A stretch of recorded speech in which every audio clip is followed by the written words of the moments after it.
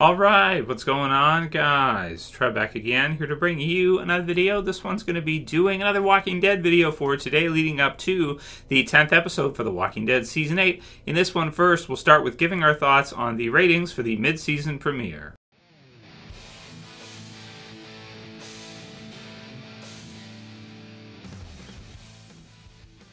And spoiler warning, as per usual, if you are not caught up for The Walking Dead, which is up to the mid-season premiere for The Walking Dead Season 8. And I apologize for my zombie eyes, guys. I don't know, my allergies or something are acting up today. We got a lot of snow and water yesterday, so I think I got a bit chilled or something. I'm not sure. But anyway, got the link for you guys. It'll be in the description to The Walking Dead's wiki. And I apologize. I know some people are not into this. They don't really care about this kind of thing. But I personally enjoy it because I like to see kind of where people are at for the show, how people are enjoying the show, how many people are watching the show, checking it out, and what kind of effects killing off certain characters can have, whether it be, a bump in terms of ratings or the usual, or some kind of decrease after maybe a character death that fans don't like. Such was the case with the Season 7 premiere, which went from 17 and then they had 12 the very next week. So for the mid-season premiere, so episode 9, Honor. So this is the returning episode, February 25th, 2018. Link will be in the description to the wiki where you guys can check it out. The U.S. viewers were 8.28 million people tuned in to watch The Walking Dead's mid-season premiere. So pretty solid, pretty good. It's up from the mid-season finale, which was at 7.89, and it's equivalent to, it's exactly the same as episode 6 from season 8, which was The King, The Widow, and Rick, which is a little strange to me, because I'm not sure why. The Big Scary You, which was episode 5, only did 7.85, but that's probably because in the trailer and the promos, we got to see Negan, and we do know that the episodes that are not entirely bottled off, but focus on Negan and the Saviors at the forefront rather than Rick and the others, tend to, I would say, do less than the others. And when people know those episodes are coming, a lot of times they don't care so much. As was the case with the Governor when he had his own episodes in season 4 as well too. A lot of people just don't like to see the villain side of things or the antagonist side of things for The Walking Dead. So pretty good, 8.28. So it's a little bit up. It's equivalent to episode 6. It's not quite as high as the season started out, but it's a little bit higher than some of these episodes and where they were trending. So with regards to the Carl death and them deciding to kill Carl off in episode 8 and then following it episode 9 with his last episode, can I say it didn't really, it doesn't sound to me like it increased, popularity for The Walking Dead, or it really made The Walking Dead boom. Such was the case with the season 7 premiere and Negan's first appearance type of deal from season 6 finale to season 7. It sounds to me kind of like with the Carl death, it might have peaked a little bit to offset a lot of the people that are kind of not so interested in the series as they were. So with it kind of going back up a little bit or having a little bit of an uptick, not much, I would read it as either you could see it as probably indifference, like the audience just doesn't care that they killed Carl off and they didn't really care to see the premiere, or some did and it helped out a little bit, but really it's just kind of right back to where it was because it kind of offset maybe a continuing kind of trend, which would be a dip for The Walking Dead after the season 7 premiere. So pretty much just saying from that really killing Carl didn't have much of an impact in terms of a lot of the prior deaths in the series. It's kind of sort of just they did it. It probably helped a little bit, I think, but really it's not noticeable because things just kind of stayed where they were at before. They kind of stayed the same. So pretty much, it didn't do that much, let's say. Killing Carl off in terms of the interest for the series, in terms of the popularity for The Walking Dead, in terms of trying to kind of get it back to the heyday, which would be like your Season 6, Season 5, Season 7 premiere. It wasn't able to do that, but it may have helped a little bit, but not much.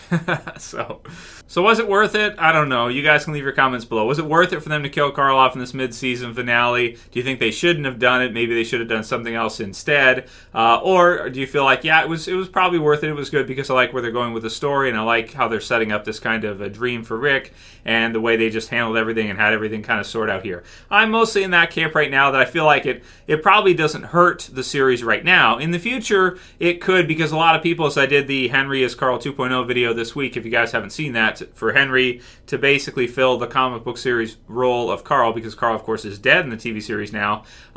It could hurt later on because a lot of people don't care about Henry. He's a new character. Some people sympathize with him because he's lost so many people from the kingdom, including his family, his brother, and everything. So you can certainly sympathize with him, but because he's a newer character, people don't feel that kind of same attachment to him as they did with Carl. So we'll have to see long-term whether or not this was a good idea to kill Carl off. And of course, open to your guys' interpretation. You can leave your comments below. But, you know, if you were interested and you want to hear how the mid-season premiere kind of did, that's how it did. It did okay. It didn't really, you know, kill it. It didn't really, you know, cause, you know, a boom for Walking Dead. It basically just kind of kept things mostly where they're at, which that's up to you whether or not you view that as a win yourself. So leave your comments below about that one. Let me know what you guys think about them. You know, deciding to kill Carl off, whether or not it will negatively impact the series in the future, and kind of now that we got sort of the views in for this episode, seeing that it didn't really increase things that much. If anything, it kind of just kept things on course and kept them from sinking further. So let me know what you guys think about that. Then we had a new clip, which I'll also put the link to in the description. TVGuide.com has it, of Rick and Michonne where they're trying to put out the fire at Alexandria. We've seen some pictures of this one because you know, you have a bunch of zombies that have wandered into Alexandria. You have them with fire extinguishers, and they're trying to put out some of the fire, which really seems kind of pointless because as they're doing that, you have more and more walkers that are kind of coming in.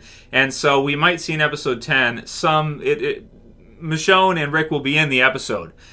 It won't be bottled off totally to the junkyard and Simon. And we do know that Michonne and Rick will go to the junkyard after at some point in this episode. But it sounds like they're going to try to kind of stop what's happening at Alexandria. They're going to realize it's probably not worth it. And you guys can watch the clips for yourselves to see. And then they're probably going to abandon ship and just leave Alexandria if there's zombies around, whatever. They really don't have time right now, I would say, to be fussing with and, you know, trying to clean up Alexandria before they leave or anything, because they're in the midst of a war, and it's really no good right now as a position to stay there or set up camp there or anything there. It's pretty much destroyed after what happened in the, the mid-season finale there with Negan and the Saviors attacking. But, you know, they'll rebuild it later, probably at the end of the season or season 9, and we'll get to see kind of a revamped type of, Alexandria, most likely with Rick's dream kind of coming true or Carl's dream kind of coming true.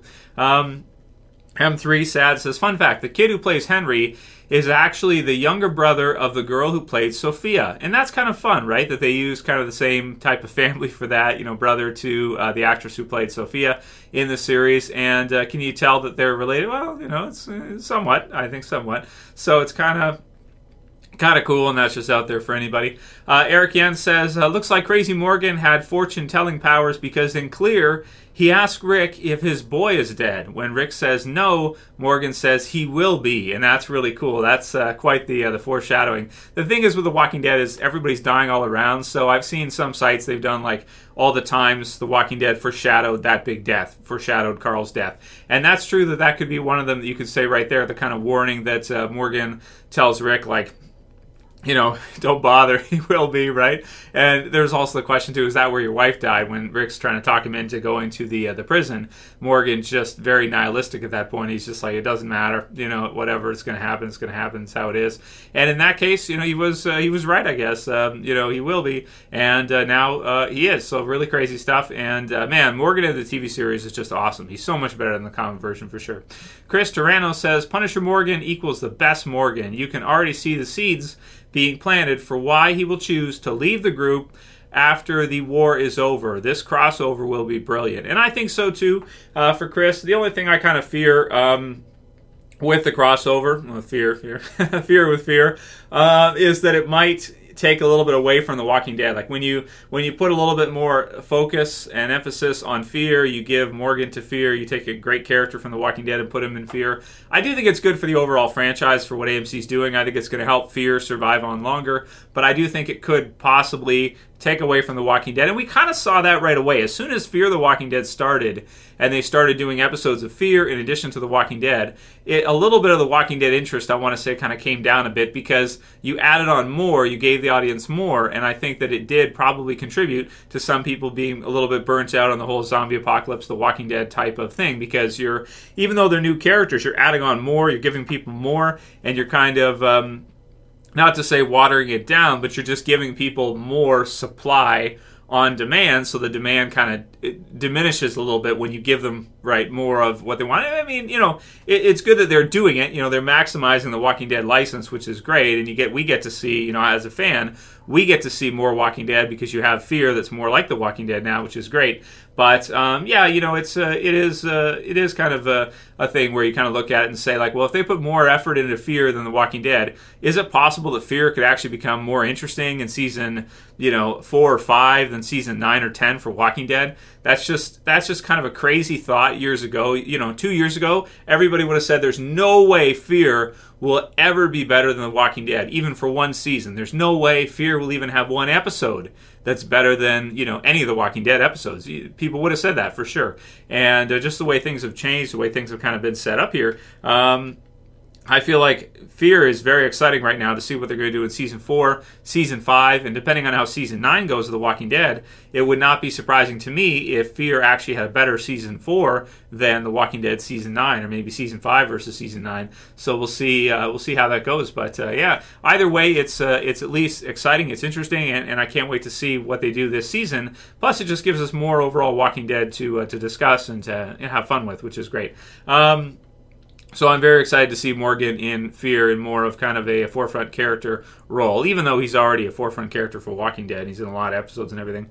Antonio821 says, my theory regarding the wound on Rick's side. So if you guys didn't see this week, I did a video on Rick when he's sitting against the tree in kind of the last sequence in the episode, which does not appear to be a dream sequence to me. It appears to be a flash forward sequence. I'll have it in the end video, so if you guys don't know what we're talking about, you can click that one after you're done watching this one. And you'll get to see what that's all about. But so he's speculating here on the wound. And also, it's kind of hard to see with his hand. Some people think he's got like a screwdriver in his hand. Some people think it's just something underneath his hand and he's been holding, so his hand is bloody because he's been holding his side. Either way, basically, takeaway from this whole thing is Rick is injured in that scene. He's very heavily injured. We don't know 100% the extent to his injuries. We're probably going to see that near the end of this season. And it's probably a scene from the end of the season. But you never know. We'll have to see what they do with it. The Red-Eyed Rick kind of questions are like, we'll have to see. And I thought it was really brilliant this year where in the premiere of the series, of the season, of Season 8, they show a couple different, scenes out of chronological order from different times. You have the Red-Eye Rick part, which seems to be different than the dream part, which is kind of like Carl's thing and what they're doing with Rick now, and we're seeing more dreams now. It's kind of cool that you actually have multiple. I don't think I've seen that before in a series where you literally have, 3 different timelines in one episode that are being shown like that without maybe a flashback. Like you're seeing a dream, you're seeing present, and then you're seeing, flash forward future probably as well. But we'll see if that's correct, and who knows, it might not be. So the wound on the side from the arrow so he thinks it's a bolt, that he may have been shot by a bolt by either Dwight or somebody like this. And, so possibly a comic book moment there for Rick near the end. And I think that does make sense too. So we'll have to see if he does get shot by a bolt or a gun or something or stabbed or whatever. We're going to have to see what that looks like for Rick and kind of him losing his if he's bleeding a lot and he's waiting for it to be found or something. Then you could definitely see as he's having maybe these different visions or different things where he's just out of it. You can really see why this season they did a lot of these different scenes where they put in these flash forward, they put in these dream sequences, because it's just really brilliant, to do that when you have Rick injured and he's kind of sitting there and he's kind of himself is sort of losing a sense of reality and is half in a dream state and half awake and this kind of thing. It really works well with what they've done. They also did that with Fear Season 3 as well too, which was kind of cool too. So something similar to that. And let's see, we've got one more from Dr. Smarty Pants who says, hey Trev, just letting you know that The Walking Dead Season 8 Episode 10, The Lost and the Plunderers, will be written by the series' future showrunner, Angela Kang. So fans should get a tease of what Season 9 could look like in this week's episode. What are your thoughts? And that's cool. Yeah, that's cool. So when you're watching the episode tomorrow night, guys, try to get a sense of a feel for what we're probably going to see in the future seasons of The Walking Dead. So season 9, season 10, past that, Angela Kang is going to be the next showrunner for the series. We'll see how long she lasts for and how long the series goes. But, to get to see some more of her work tonight, where it's at currently, will probably give us a good kind of sneak peek or kind of idea of what season 9 and the future of The Walking Dead can really look like. So pay close attention to that for episode 10, guys, and see what you think about that, and leave comments after you see the episode, because I want to see what you guys think and how you guys feel about kind of the direction that she is going to bring to the series and what it's going to look like with her at the helm. So I'll be looking forward to that, and I think we'll comment on that in another Q&A next week, Dr. Smarty Pants, for just how we felt it turned out, seeing that episode, and what we can extrapolate from that and think forward for season 9 and what that's going to look like.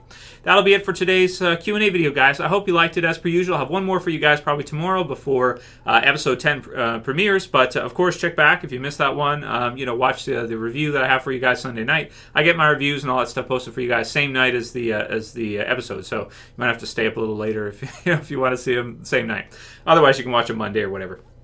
If you guys like this video, please thumb it up below. You can share, you can favorite, and if you're new and you want to subscribe to the channel, I would appreciate it, and you can do it. You can subscribe at the bottom. That's it for this one. I'll see you guys again soon tomorrow for another Walking Dead video. Check out these other ones here if you guys haven't seen them yet, and it's Trev. I'm saying peace. Later, guys. See you soon.